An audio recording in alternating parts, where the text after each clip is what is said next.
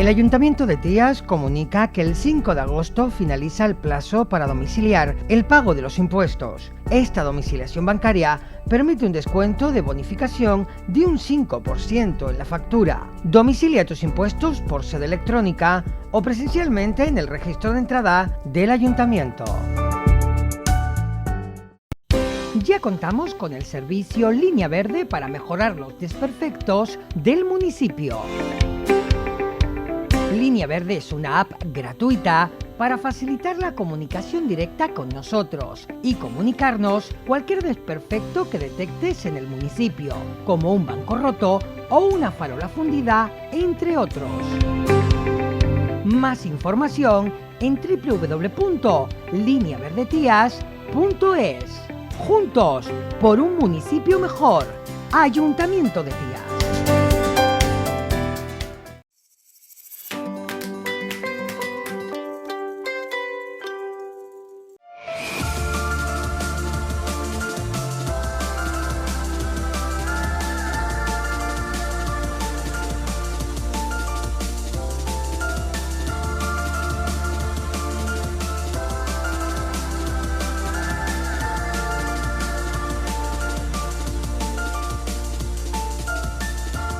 Bueno, pues seguimos en nuestro programa contigo aquí en la terraza del MOE y en este sitio tan particular que es el charco de San Ginés. En el día de hoy queremos hablar, además de forma presencial, con el consejero del Cabildo de Lanzarote y además diputado del Gobierno de Canarias por Coalición Canaria, David Delao. Buenas tardes, caballero. Buenas tardes, don Antonio. Un placer estar aquí, que hacía tiempo que teníamos pendiente esta visita.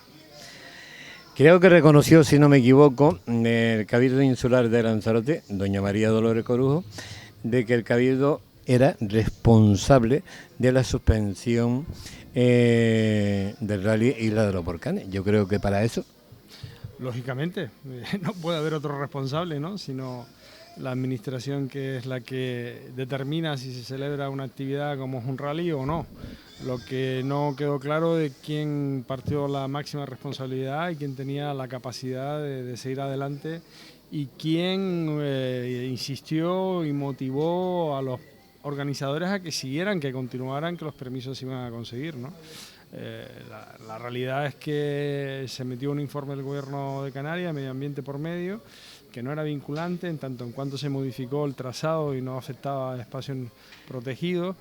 Y bueno, y lo más grave es la falta de planificación y de organización.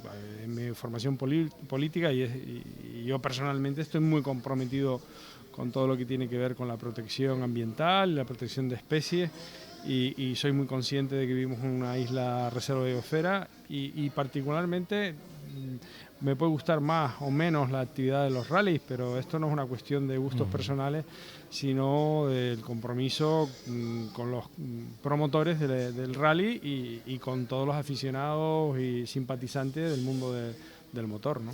Yo creo que el presidente de la Federación Provincial, en este caso, Ángel Domínguez, y el propio consejero de Deporte del Cabildo, Alfredo Mendoza, en todo momento ha señalado a una persona responsable de la suspensión de este rally.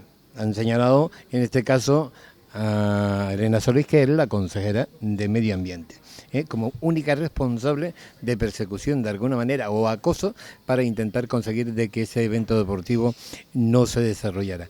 ¿Por qué en el día de ayer no se depuró las responsabilidades y se puso la cabeza a disposición de la propia federación que reconoce como culpable a esta señora? Bueno, eso lo tendrían que preguntar al grupo de gobierno y a la propia presidenta, la señora Corujo, ¿no? Lo que ahí deriva también es que la autorización venía también de actividades clasificadas y eso sí que estaba en manos del Partido Socialista y tenían la potestad de continuar con la actividad. Esos son incógnitas, preguntas que desde luego no han sido respondidas, por lo menos con la certeza y la claridad que se merecen todos los aficionados y sobre todo especialmente los promotores y los protagonistas de la actividad, de los equipos que se trasladaron a la isla con costes importantísimos de presupuesto, Pero esto no me sorprende. Usted me tuvo la oportunidad de entrevistarme ya hace unas cuantas semanas y hablamos de este tema. Y yo decía que no me sorprendía nada, ¿no? En este gobierno, ¿no? Que no planifica, que no trabaja, que se le va a recordar por un mandato de mucha propaganda, se le va a recordar un mandato de un secuestro de un libro a un catedrático de la Universidad de La Laguna. Lo primero que hizo este gobierno fue secuestrar un libro, un gobierno que se llama progresista y que en campaña electoral dice que iba a dignificar la institución y que iba a crear un órgano de transparencia. Ni es transparente, ni da información, ni da ni siquiera la información y los informes que se le solicita. Y desde luego de dignificar poco en tanto en cuanto gobiernan con un tránsfuga, que no lo digo yo, lo dice el propio secretario del Cabildo, y con alguien que supuestamente está con cobros irregulares de la Consejería de Sanidad, y no lo digo yo, lo dice el propio consejero de Sanidad y el propio consejero de Función Pública. Y en estas estamos, desde luego. Este es el gobierno que retira esculturas de un museo contemporáneo, el gobierno de la propaganda que declara emergencia climática en su primer pleno, pero luego no ha sido capaz de instalar un megavatio más de energía renovable y afortunadamente dejamos los deberes hechos. Hoy en Lanzarote cuenta con más del 60% de toda la energía renovable instalada es pública, desde los lanzaroteños y las lanzaroteñas, pero desde luego no gracias a la presidencia de la señora Corujo, que sí tiene el honor de haber dificultado que ese parque eólico Montaña Mina, que lleva décadas sin funcionar, siga sin funcionar y siga siendo un mastodonte en esa montaña, cuando la pasada legislatura se intentó de alguna forma rescatarlo a través del Cabildo y ella puso todas las pegas posibles, ¿no? Pero ¿existe alguna manera de recuperar ese parque eólico que está en la montaña Mina? Claro que hay posibilidades, o por lo menos había una ventana de una posibilidad y esa ventana se nos pasó. Desde luego estamos tardando en intentar recuperarlo, desmontarlo y actualizarlo, y que sea el propio consorcio, que sea también la entidad pública quien afronte ese parque eólico, ¿no? Es decir, usted, por lo visto ayer, dentro de ese pleno extraordinario, ¿cree sinceramente que la presidenta llegó a entender el daño económico terrible que realizó con esa suspensión del rally? ¿Pidió a esta señora disculpas públicamente en ese pleno? ¿Considera usted que se depuró responsabilidades o fue un quítate para allá? Si algo tiene la señora Corujo es que la habilidad de dar la vuelta a las cosas, la habilidad de culpar de situaciones a ajenos y extraños y siempre echar la culpa a los que estaban antes, ¿no? La realidad es que en un momento determinado leí una noticia que se iba a compensar a los promotores con dinero público y tal. Ahí se desmintió y se felicitaba de que se desbloqueaba el anuncio que hizo la propia federación de no celebrar ninguna actividad de rally en la isla, ¿no? Con que teníamos un rally este fin de semana, la Subidaría, sí, y que invitaba a todos los simpatizantes, aficionados a que fueran, y que el consejero, el señor Mendoza, se iba a montar en un coche, ¿no? Sí. Esos son los titulares. Y sin embargo, mañana viernes y el sábado tenemos un debate, después de 3 años, el debate de la isla, el estado de la isla, en qué situación está la isla. Hoy teníamos una rueda de prensa en la sede de Coalición Canaria, donde hicimos un esbozo de qué dejamos hecho, qué faltó también, porque no todo se puede hacer y no todo se hace bien cuando se gobierna, pero sí que por lo menos hay una línea de trabajo, había un programa hacia dónde ir, desde recuperar las arcas públicas, que nos encontramos con más de 100 millones, contando los 50 millones de Inalsa de deuda y otros 50 millones de la propia Casa Cabildo en deuda, y los dejamos con más de 100 millones de remanente, pero solucionamos los grandes problemas que tenían las empresas públicas, como los CAT, que llevan 2 años consecutivos en pérdidas y podía peligrar el empleo público. Acuérdense con esta ley de racionalización de la administración pública del señor Rajoy, que decía que ninguna empresa pública podía tener más de 2 años pérdidas consecutivas, ¿no? Insistir, ¿no? Avanzamos todo el tema del cambio de modelo energético, dejamos obras importantes en todo lo que tiene que ver en lo sociosanitario, en la atención de nuestros mayores. Hemos visto que no se ha hecho nada en el segundo plan de infraestructuras sociosanitarias, se han puesto 2 veces la primera piedra, se han hecho fotos 2 veces con la primera piedra de una infraestructura sociosanitaria, pero la realidad es que ahí se maltrata a las ONG de una forma que nadie entiende. Nos hemos dotado de prestaciones, de unos servicios acompañándonos, apoyándonos con las ONG, y esto no ha sido un trabajo solo de Coalición Canaria, esto viene de décadas atrás, de diferentes presidentes de Cabildo, y insisto que estos espacios comunes que hemos construido nuestra forma de entender la política y los servicios que hay que dar a los ciudadanos es una trayectoria de isla, ¿no? Y las demás islas nos miran con envidia. Pues no, pues este gobierno ha intentado retroceder, ha intentado atacar a las ONG, ha intentado transmitir la sensación de que tenían contratos de forma irregular. Sí. Pero ahora la ley de concierto social les permite además regularizar eso. En fin, este es el balance que veremos, por no hablar del sector primario abandonado, con el riego, etcétera, etcétera. Mañana empezará el debate, nosotros presentaremos 8 propuestas de resolución, 8 porque no se permiten más, hay establecido un máximo de propuestas de resolución y bueno. Es decir, que en 3 años de gobierno socialista, usted cree que el estado de Lanzarote es nefasto, ¿no? Después de 3 años de gobierno socialista de la señora Corujo, es que no tenemos ni programa de gobierno. Y eso que ya han tenido 2 gobiernos, o sea, el gobierno inicial con el Partido Popular y este gobierno con Podemos y el tránsfuga, el señor Sosa, ¿no?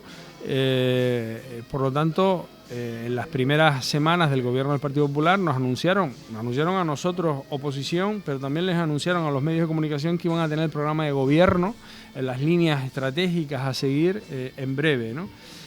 Ahora la excusa es la pandemia, ¿no? Ahora cuando les planteas alguna crítica dicen, bueno, ustedes no se han enterado que hemos estado en la peor pandemia del mundo mundial. Bueno, hombre, a veces efectivamente fueron momentos difíciles, complicados, pero son momentos que se podrían haber aprovechado para planificar, para proyectar, para trabajar en reuniones telemáticas.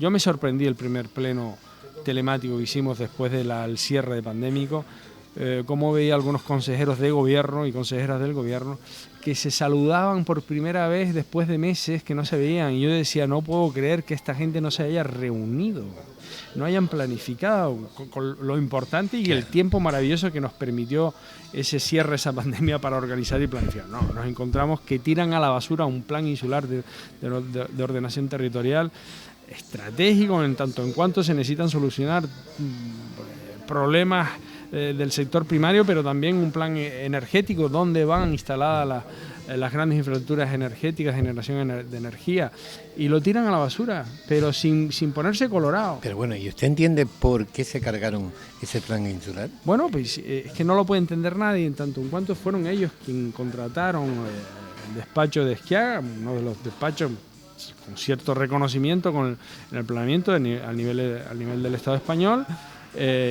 Fueron ellos los que se empeñaron en coger el área de política territorial en la pasada legislatura y fue la presidenta la que desde el inicio tenía política territorial en su mandato, ¿no? Igual que con la reserva, que la ha desmantelado. Pero lo que no puede ser es que 3 años después de legislatura se den cuenta de que no les va a dar tiempo a adaptarse a la ley del suelo. Mire, perdone usted, esto es una tomadura de pelo. ¿Sabe las horas de trabajo, de reuniones con sectoriales, la de dineros de cientos de miles de euros que vamos a tirar a la basura tirando ese plan insular? Pero si el plan insular lo que se pretendía era aprobarlo inicialmente para que se pudiera mejorar, para que las entidades, las personas físicas, etcétera, pudieran alegar, se pudiera mejorar, se pudiera construir entre todos. Plan, insisto, contratado por ellos y dirigido por ellos, ¿no? Y no, pues se quedan tan panchos. Y de ese dineral que ustedes le dejaron, ¿quedará algo al final de legislatura? Pues no lo sabemos, yo creo que va a quedar porque entre otras cosas la nefasta ejecución presupuestaria es terrible.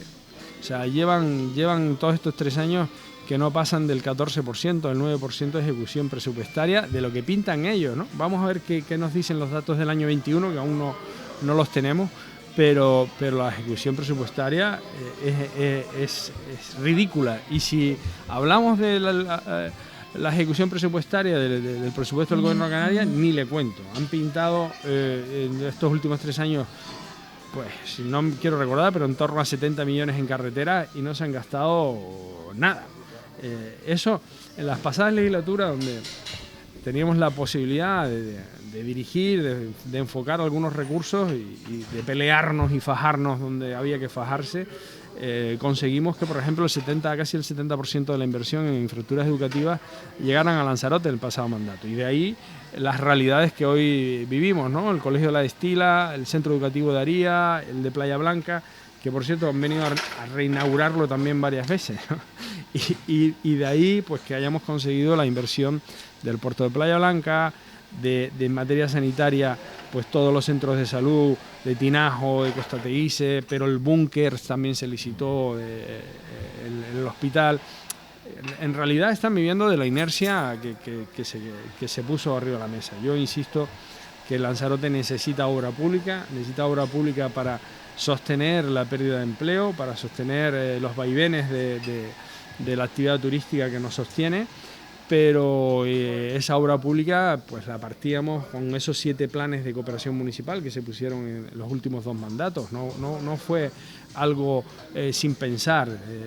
Veníamos de la crisis del 2008, veníamos de una crisis brutal de la construcción y lo que se pretendió es dar mucha vida a esas empresas de construcción, generando esos planes de cooperación municipal y dotando de recursos a los municipios para que pudieran formalizar y pudieran ejecutar proyectos que tenían en las gavetas y que no tenían recurso o músculo económico para hacerlo. Eso se ha hecho y ahora lo que toca es planificar para captar esos recursos que están a disposición desde la Unión Europea y desde el Estado con el Next Generation, etcétera, etcétera, pero para eso se necesitan proyectos de excelencia que vinculen transformaciones reales.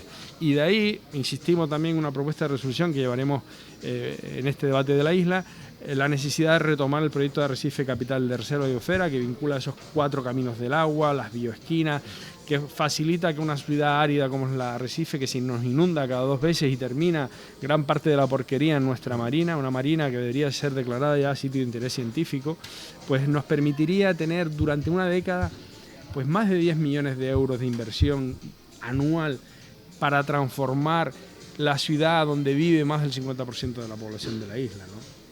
Y creo que eso es interesante, importante y es una oportunidad, porque si esta isla se caracteriza es una isla de 2 caras, la isla del éxito que todos ya conocemos, que son estos nuestros centros turísticos, nuestras playas, nuestros espacios que visitan casi 3 millones de visitantes, pero luego está la otra cara de la realidad, que son los barrios de Arrecife, las dificultades socioeconómicas que viven familias incluso en muchos sitios hacinadas, viviendo en unas viviendas 3 y 4 familias, y eso no podemos darle la espalda, no podemos mirar para otro lado, es una realidad que está aquí y que nos afecta a todos y que va a afectar a la otra cara del éxito, y hay que atajarla con un trabajo claro, conciso de transformación de la ciudad y de trabajo social vinculado al deporte, a la cultura, al bienestar, al ocio. Y eso hay que diseñarlo y hay que planificarlo. Y esos son los espacios comunes que deberíamos cuidar entre todos, independientemente de que uno sea de una formación política y otro de otra, ¿no? Hombre, hablando de obra pública, de carretera en especial, por ejemplo, ¿qué piensa usted de la determinación del Gobierno de Canarias de alguna manera no realizar el soterramiento que se pretendía con la carretera de Playa Honda y prefiera consumir suelo nuevo que no tenemos? Bueno, aquí hay información contradictoria, ¿no? A veces el consejero en sede parlamentaria dice una cosa, dice que efectivamente que los técnicos del Gobierno de Canarias desaconsejan el soterramiento, pero luego ahora parece ser que hay un informe que sí lo aconseja, o sea, que yo todavía no lo tengo claro. No lo tiene claro. Y eso que escucho a los actores principales hablando de esto. Pero si me pide mi opinión personal, creo que hay que empezar a hablar de la capacidad de carga. Tenía una comparecencia hace 2 semanas a la consejera de Turismo sobre la capacidad de carga turística. Sabe usted que las directrices de ordenación turística de Canarias habla de la capacidad de carga, lo que pasa es que no hemos definido muy bien qué es aquello de la capacidad de carga. Se ha confundido con el aforo, con las infraestructuras que dotan esos espacios turísticos como las carreteras, los colegios o los centros sanitarios y hay que hilar más fino con la capacidad de carga. Estamos creciendo de una forma exponencial, más de medio millón de personas en lo que va del 2000 al 2020, un 32% de incremento poblacional y también un incremento también exponencial de los que nos visitan. Y no se trata de regular una cosa o la otra, es poner cuál es la capacidad de carga de los territorios, que dependerá de nuestras capacidades de generar la energía, el agua, los alimentos, etcétera, etcétera, ¿no? Y por ahí lo que creo que el soterramiento es una opción viable. Me preocupa mucho más la zona del hospital, que se ha desarrollado comercialmente de una forma espectacular, que es una arteria estratégica y principal, y ahí sí que deberíamos estar pensando en qué hacer. Lo de Playa Honda me parece también interesante, unir el bulevar, pero no deja de ser una necesidad igual, no voy a decir que principal, pero sí que me parece mucho más interesante el problema que tenemos con la zona del hospital y esa zona comercial. No estoy en contra de soterrar, estoy en contra de utilizar las vías que ya tenemos e intentar mejorarlas. Si se puede evitar consumir más territorio, en mi opinión personal es que se debería evitar, y que teníamos que empezar a hablar y tener un debate sosegado o tranquilo sobre la capacidad de carga, porque si seguimos creciendo así vamos a tener colas en todos lados. En un tema que yo estuve desde hace una montona de años implicado, en especial en la Federación Territorial de Caca, junto con PNC, en su momento, que elaboraron y crearon algo que se llamaba una ley de residencia, pues con la intención de controlar, regular la capacidad de carga que hoy estamos padeciendo. En su momento se pusieron todo Dios en contra y trataron esa ley como xenófoba y racista, cuando en realidad no tenía nada que ver, simplemente quería eso, intentar regular y controlar la capacidad de carga de cada isla. En ese momento, bueno, ustedes son miembros del PNC ahora, se opusieron los partidos y pusieron el grito en el cielo. ¿No cree usted que esa ley es necesaria? Bueno, ya también en la época de Paulino se intentó retomar este asunto. Es un asunto delicado, controvertido, que es especialmente fácil de señalar como xenófobo. Yo creo que no, el planteamiento no es quiénes pueden o cuántos, sino cuántos, ¿no? No quiénes, sino cuántos. ¿Qué cantidad? Pero habría que hacerlo desde todo el componente de capacidad de carga, y para eso también habría que tener también una medida de cuántos visitantes podemos soportar, ¿no? Se dan dos componentes en esta tierra que es una tierra fragmentada, singular, pero que seguramente, con toda seguridad, es el territorio con mayor biodiversidad de toda Europa, ¿no? Aunque estamos en el continente africano, pero de toda Europa. Y además se da otra circunstancia, que tenemos casi 110 millones de pernoctaciones al año en Canarias. Para que se haga usted una idea, eso es mucho o poco, pues es mucho más que la ciudad de París o que la ciudad de Barcelona. No solo es el número de visitantes, sino las noches que hacen. Son 110 millones de pernoctaciones aproximadamente de las que disfruta Canarias, y que nos ha dado un nivel de vida. O sea, no estoy atacando aquí al sector estratégico turístico, sino estoy poniendo una realidad. Y esos 110 millones de pernoctaciones significa consumo de agua. Un visitante consume casi 2-3 veces más que un residente. Un residente está en torno a 150 litros y un visitante sobre 400 litros. Y eso es una realidad, y la generación de energía y los alimentos que le damos a nuestros visitantes, y la movilidad que se está viendo comprometida cada vez con más coches y con más carga. El problema de la vivienda es una realidad, el problema de la vivienda, una realidad que nos afecta a todos, ¿no? Pero especialmente a los jóvenes que quieren, que desean un futuro, labrarse su futuro, su hogar con sus parejas o en solitario, que no hay capacidad porque está muy tensionado el mercado inmobiliario, y además le ponemos alguna gotita que ya termina de rebosar con el alquiler vacacional, pero si además hacemos una campaña de captación de nómadas digitales, pues ya terminamos de rebosar el vaso. Y esas son las realidades que están chocando ahora mismo en Canarias, son nuestras contradicciones, y que tenemos que afrontar, y que tenemos que hablar, pero de una forma sosegada, tranquila, y sin intentar desprestigiar al otro porque plantee las realidades. La realidad es que la Unión Europea nos está planteando que sí o sí hay que tener indicadores. Con la nueva ley de cambio climático se habla de indicadores como la huella de carbono. El otro día yo le afeaba al presidente del gobierno, Ángel Víctor Torres, que da un anuncio, como le decía yo, digo, todos los días dando anuncios, todos los días en la propaganda, ¿no? Vamos a hacer el territorio punta de lanza del turismo sostenible de Europa. Canarias se va a convertir en punta de lanza del turismo sostenible de Europa. Yo le decía, digo, ¿con qué indicador me está dando usted eso? ¿Cuáles son los indicadores para que usted me diga que somos punta de lanza de la sostenibilidad?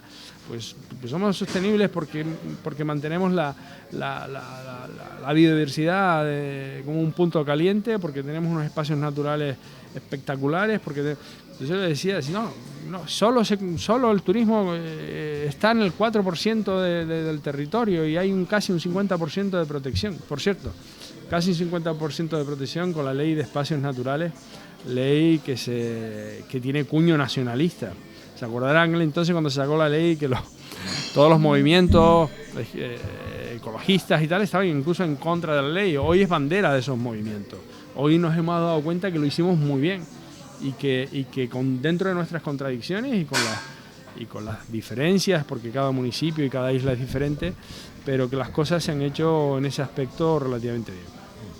Bueno, retomando un poco el hilo de la conversación que hemos tomado, después de lo que ocurrió realmente con ese rally famoso Isla de los Volcanes, aquí se ha creado un movimiento especial, un movimiento de pilotos, deportistas, escudería y aficionados que pretenden y buscan de una vez por todas acabar con el monopolio federativo, provincial y canario, y pretenden crear aquí en la isla de Lanzarote una federación insular de automovilismo para ellos comenzar, lógicamente, a administrar esta propia actividad deportiva.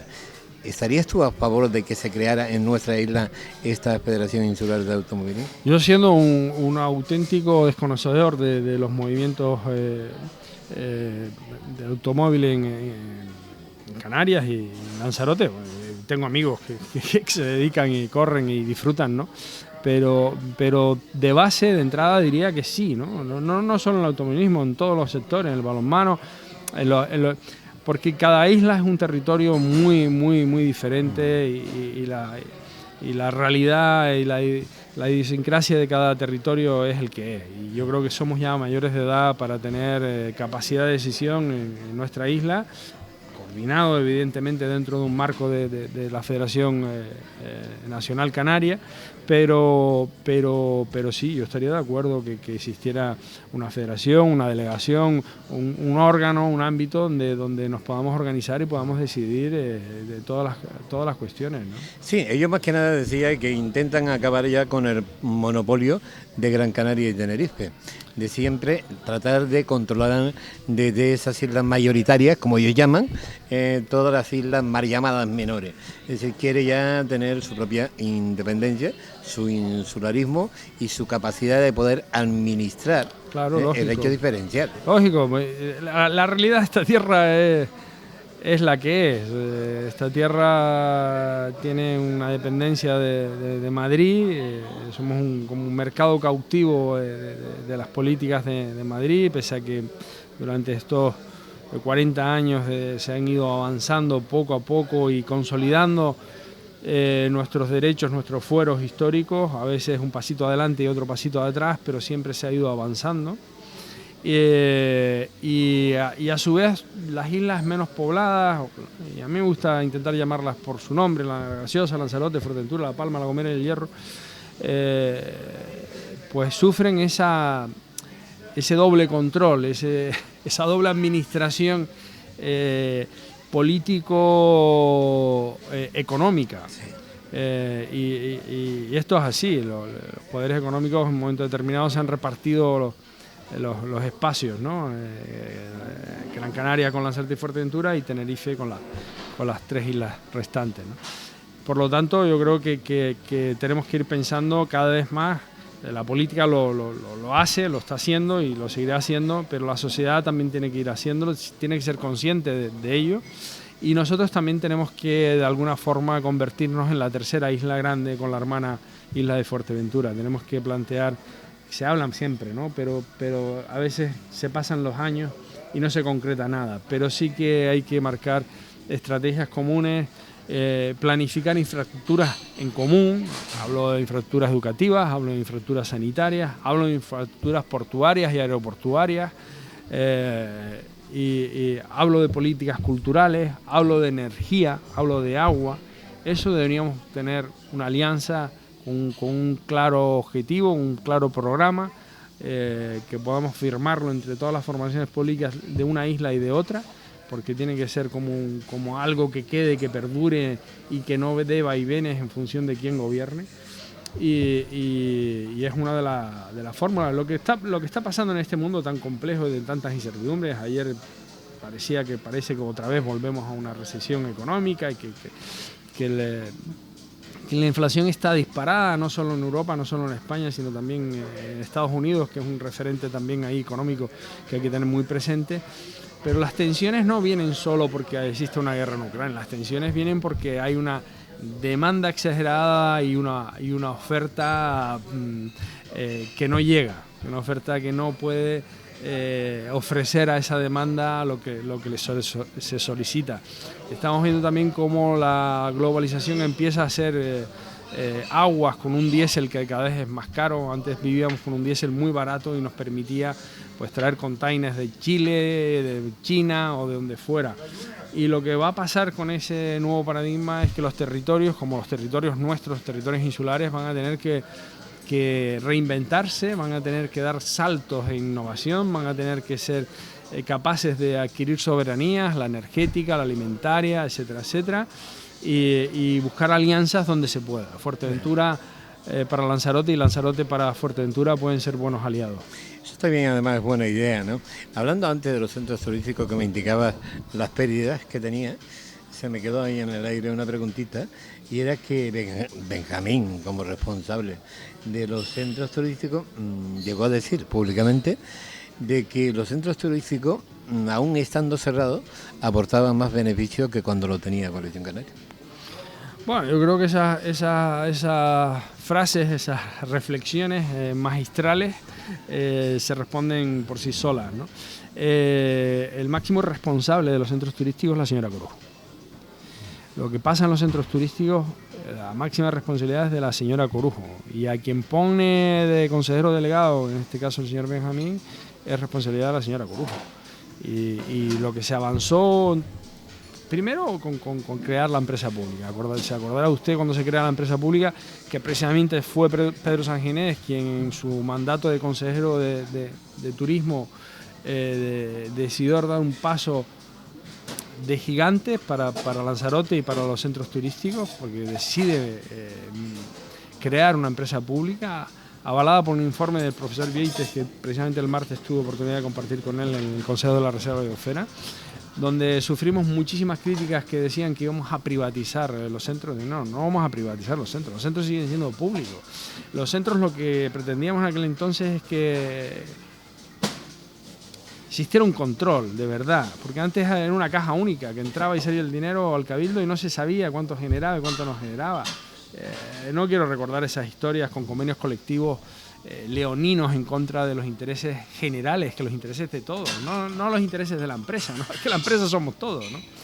Y lo que se intentó con los centros turísticos, una vez saneada, una vez profesionalizado, porque se puso un gerente que no tenía carné de partido, era un profesional que se presentó a una selección de personal y después de miles de personas que se presentaron, accedió a su plaza. Un lanzaroteño que hoy, precisamente también por un concurso de méritos, es el gerente de Promotur. Es tan malo, para ellos, para la señora Corujo era tan malo, que el señor Ángel Víctor lo ficha para ser gerente de Promotur. Imagínese usted, para llevar los designios de la promoción turística de toda Canarias y la dirección del turismo en Canarias. Pues lo que intentamos es generar espacios de que con el músculo que significa estos magníficos centros turísticos, que no existen en ningún lado del mundo, que además es de todos los lanzaroteños, y poder avanzar en la innovación, y creamos ese espacio interesante de Triana 48, donde había pues un vivero de empresitas de innovación. Se rehabilitó el islote del Amor con una visión clara de poner ahí un centro de innovación y de digitalización. Pues nada, usted vio, pues lo dejamos hecho ya, lo cerraron para no decir, es que cerraron el almacén, tardaron 9 meses en cerrar el almacén, y suma y sigue. Pues este es lo que nos ha tocado vivir, y yo espero que la gente despierte, ¿no? Porque la propaganda sirve para un tiempo, pero como suelo decir yo, en la política hay políticos que el tiempo juega a su favor y políticos o políticas que el tiempo juega en su contra. ¿Y usted cree que el tiempo en este caso juega en contra de doña María Dolores Corujo y la va a colocar en su lugar? Bueno, yo confío y espero que los ciudadanos que le votaron y que le votaron con unas expectativas que iba a dignificar la institución, se acordará de esas maravillosas palabras, y termina gobernando con un tránsfuga, que iba a ser un órgano de transparencia, y ya sabemos qué transparencia, cuál es el estilo de la transparencia. Alguien que se dice progresista y secuestra libros y retira esculturas, por cierto, esculturas de un señor, de Jason Decaer, que fue nombrado hace nada dentro de las 100 influencers del mundo, ¿no? Del planeta, y un británico, que resulta que vivimos, la mitad de los visitantes de Lanzarote son británicos, más de 1,5 millones. Entonces hay cosas que no se entienden, abandono de museos, en fin, yo espero y confío que este pueblo, que es sabio, que tiene olfato, pues tome decisiones correctas y vote a quien crea, vamos, no estamos ahora en ese periodo, pero... Esperemos que así sea. Ya para terminar, 2 últimas preguntas. Hace unos días, su compañero Yedei fue nombrado ya como candidato al Ayuntamiento de Arrecife. ¿Qué opina usted de ese nombramiento? Bueno, es consolidar la apuesta que se hizo hace 4 años, que se obtuvieron unos magníficos resultados. Yo tenía muchas dudas de entrar en el gobierno actual en Arrecife por los tiempos y por lo descompensado que está ese acuerdo. Pero también, igual que dije eso, dije que se iba a notar, la incorporación de Coalición Canaria, que se iba a notar por lo menos que hay alguien que responde, que hay alguien detrás de los problemas, que luego se pueden solucionar o no, porque la administración es la administración y a veces no tienes capacidad, y tienes que contar con el personal, con la motivación, con el compromiso de los que conforman todo ese ente del Ayuntamiento de Arrecife. Pero creo que se ha notado pues una dinámica, una frescura, unas ganas de hacer, unas ganas de trabajar, y eso es lo que representa el compañero Echedei. Pues ganas, iniciativa, ganas por construir un modelo de ciudad que transforme, que mejore la calidad de vida de la gente, y me parece que es una apuesta certera del Comité de Arrecife, de la Asamblea de Arrecife, ¿no? También ha dicho Echedei, públicamente además, de que para el Cabildo, dentro del mundo de los candidatos, existe gente como Pedro Sanguinet, Migdalia y Eduardo Betancourt, que puede ser el primer candidato a esa primera institución insular. ¿Considera usted que estos tres, a ver cómo lo podemos, son los únicos candidatos que podría optar a esta institución? Afortunadamente yo creo que tenemos más candidatos. Pero no toca ahora. Lo que sí está claro es que se necesita experiencia, se necesita solvencia y se necesita alguien que sepa a dónde quiere ir, dónde nos quiere llevar, ¿no? Y con un buen timón. Pedro Sanguinet, la lista del Cabildo de las pasadas elecciones, sacó 2.500 votos más que las anteriores, ¿no? O sea, algunos pretenden enterrarlo, especialmente los adversarios, y algunos medios de comunicación antes de tiempo, ¿no? Y eso te da pues señales de lo preocupado que pueden estar, ¿no? Porque cuando alguien se empeña en que este no puede ser o no debe ser, es que alguna preocupación tienen, ¿no? Hombre, yo entiendo de que hay candidatos de muchísimo peso para el Cabildo de Lanzarote, entre ellos los tres que nombró, lógicamente, Echedei. Yo quiero creer que Eduardo es un líder increíble para optar a esa candidatura. Migdalia tiene una capacidad lingüística impresionante, una mujer que, a pesar de ser joven, con una experiencia increíble. Y Pedro Sanguinet ya se reconoce sobradamente después de la cantidad de años que ha llevado frente a esa institución insular.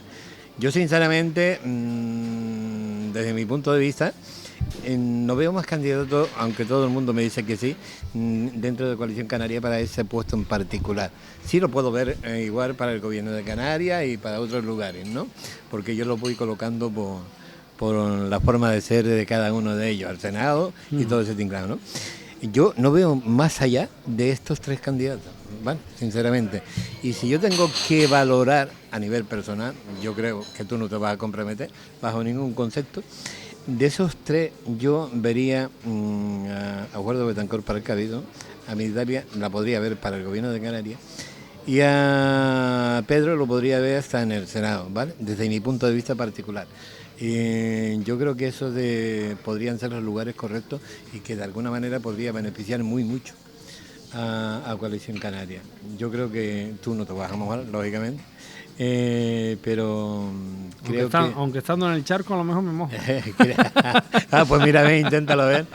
No, yo lo que creo es que es importantísimo siempre la figura, la persona, el cartel, ¿no? que se proponga, ¿no? Pero mucho más importante es para qué. Qué equipo cuentas, qué programa, qué dirección, qué es lo que pretendes, qué modelo de isla, qué modelo de ciudad, qué es lo que se quiere hacer. Porque la ciudadanía está ya cansada de dar cheques en blanco. También está cansada de comprarte un discurso y hacer todo lo contrario, ¿no? Y eso tiene nombre, eso es un fraude. Cuando alguien dice que va a hacer una cosa y hace la contraria, así es. En fin. Entonces yo creo que más allá de las personas, que insisto no toca, yo lo único que digo es que lo que se necesita es firmeza, tener claro lo que se quiere hacer, un programa, rodearte de compañeros y compañeras que puedan tener la experiencia suficiente de conocer las administraciones, porque estamos en un momento delicado, estamos en un momento que hay que poner la maquinaria, engrasarla y poner la maquinaria a trabajar. Es que resulta que en plena pandemia las ayudas a las pymes, a los taxistas, a todos los sectores económicos, fuimos el cabildo que más tardó en dar las ayudas. Cuando Gran Canaria y Fuerteventura llegaron por las segundas ayudas, nosotros no habíamos tramitado las primeras ayudas. Pónganse a trabajar. Y no puede ser que la excusa de la pandemia solo sirva para ti y para los demás cabildos no. Y esa es la gran diferencia. Sí, no, y la gran diferencia que marca Coalición Canaria en este caso es de ser un partido que le sobran candidatos. Sí, es decir, cosas de las que no pueden presumir otros partidos, ¿no?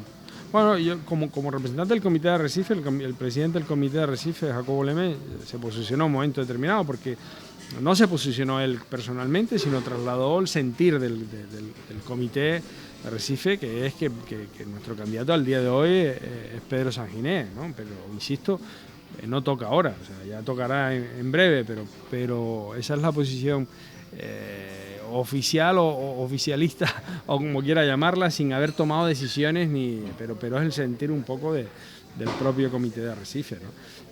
Yo creo que con justicia y con perspectiva, se entenderá esta década de gobierno presidido por Pedro Sanginés como una magnífica década de solucionar los graves problemas que tenía la isla, especialmente las empresas públicas. Hablo de Ñalsa, hablo de los centros turísticos, hablo del complejo ambiental de Sonsama, y hablo de todas las infraestructuras sociosanitarias que se pusieron en marcha, hablo de ordenar la casa y de combatir una deuda sangrante que tenía este cabildo. En fin, y con mayor perspectiva reconoceremos su trabajo cuando fue consejero, cuando empezaba con esa energía joven que tenía para que los centros turísticos y la SPEL fueran empresas públicas. Eso también ha sido un salto importantísimo que a veces nos olvidamos. Pero ya sabemos que esta tierra tenemos memoria corta, ¿no? Muy corta además. Esperemos que en mayo del 23 la gente sepan lo que van a votar y que elijan para nuestros organismos oficiales lo mejor. Y para ver si de una vez por todas escapamos de este aburrimiento a la que nos tiene sometido, además lo tengo que reconocer públicamente, en este caso el Partido Socialista en el Cabildo, ¿verdad? Algo inmóvil que ha llegado ahí y hasta ahora no ha realizado nada por nuestra isla de Lanzarote. Esperemos que en el futuro lleguen otros que sean capaces de trabajar por la isla. Sí, por el bien de la isla, yo espero que el Partido Socialista es un partido de mucha tradición, una estructura organizada, y tengo buenos amigos y buenas amigas dentro del Partido Socialista, de todos los ámbitos, en Lanzarote, en Canarias. Un partido no son dos personas, y el partido tiene que estar abierto, abierto a sus bases, abierto a sus organizaciones, a sus comités locales, etcétera, etcétera. Pero no solo el PSOE, todos, ¿no? O sea, no estoy aquí dando lecciones, ni mucho menos, ni pretender influir en ninguna formación política, que bastante tengo con coexistir y cohabitar en la que estoy afiliado. Pues la verdad que sí, nosotros sí, como pueblo soberano, que son los que de alguna manera tienen que elegir a aquellas personas que van a gobernar, pues tenemos que tomar a veces determinaciones, a veces cometemos el error de colocar a quien no se debe y tenemos que padecerlo durante 4 años. Esperemos que lo piensen muy bien en las próximas elecciones. Pues David, darte las gracias por haber estado con nosotros aquí y nos volveremos a hablar en otra ocasión. Un placer estar aquí. Caballero, muchísimas gracias. A usted. Venga, hasta luego. El Ayuntamiento de Tías comunica que el 5 de agosto finaliza el plazo para domiciliar el pago de los impuestos. Esta domiciliación bancaria permite un descuento de bonificación de un 5% en la factura. Domicilia tus impuestos por sede electrónica o presencialmente en el registro de entrada del Ayuntamiento. Ya contamos con el servicio Línea Verde para mejorar los desperfectos del municipio. Línea Verde es una app gratuita para facilitar la comunicación directa con nosotros y comunicarnos cualquier desperfecto que detectes en el municipio, como un banco roto o una farola fundida, entre otros. Más información en www.lineaverdetias.es. Juntos por un municipio mejor. Ayuntamiento de Tías.